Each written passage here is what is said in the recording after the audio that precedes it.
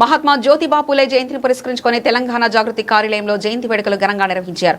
ఈ కార్యక్రమంలో తెలంగాణ జాగృతి అధ్యక్షురాలు కల్వకుంట్ల కవిత పాల్గొన్నారు. ఈ సందర్భంగా కవిత మాట్లాడుతూ తెలంగాణ జాగృతి బలంగా తీసుకున్న సామాజిక తెలంగాణ లక్ష్యాన్ని సాధించేందుకు అహర్నిశలు కృషి చేయడమే మహాత్మా జ్యోతిబా పూలే గారికి మనం అందించే నిజమైన గౌరవ నివాళి అని పేర్కొన్నారు. మనమందరం కూడా భారతదేశ వ్యాప్తంగా మహారాష్ట్రలో పుట్టినటువంటి ఆ మహనీయుడు చేసినటువంటి త్యాగాలను, పడ్డటువంటి కష్టాన్ని గుర్తుంచుకోవాలి.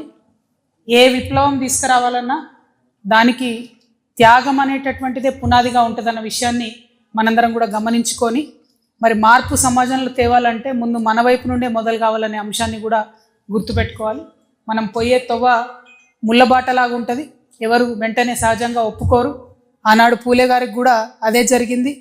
అనేక రకాలైనటువంటి అవమానాలు ఎదురైనప్పటికీ కూడా తను నమ్ముకున్నటువంటి తొవ్వను విడవకుండా ముందుకెళ్ళినారు. కాబట్టే ఇన్ని సంవత్సరాల తర్వాత కూడా ఆ మహానుభావుడిని మనందరం కూడా గుర్తు చేసుకుంటున్నటువంటి సందర్భం.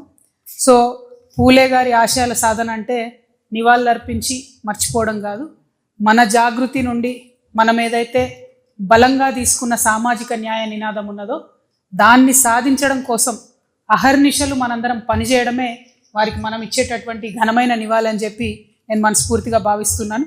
మరి జాగృతి సైనికులుగా తెలంగాణ సమాజంలో మార్పు తేవాలని కంకణబద్దులై కదులుతున్న మనందరం కూడా వారి అడుగుజాడల్లో నడవాలని చెప్పి సూచన చేస్తూ ఉన్నాను.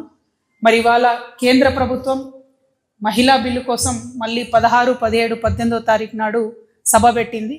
ఈ మహిళా బిల్లు ఇవాళ దేశంలో వచ్చింది అంటే కేవలం తెలంగాణ జాగృతి చేసినటువంటి ఉద్యమమే అనేటటువంటిది చాలా సగర్వంగా మనందరం చెప్పుకోవాలి.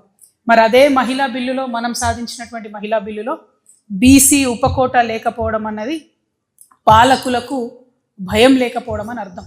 మళ్ళీ జాగృతి చేపట్టేటటువంటి ఒక నినాదంతో కేంద్ర ప్రభుత్వానికి పూలేనే మళ్ళా పుట్టిండా ఈ ఉద్యమం చేయడానికి అనేటటువంటి వెన్నులో వణుకు పుట్టించి బీసీలలో మహిళా కోట సాధించేంత వరకు కూడా జాగృతి సైనికులు ఎవరం కూడా మరి విశ్రమించడానికి లేదు అని ఈ సందర్భంగా బలంగా మనందరం కూడా మనకు మనం ఒక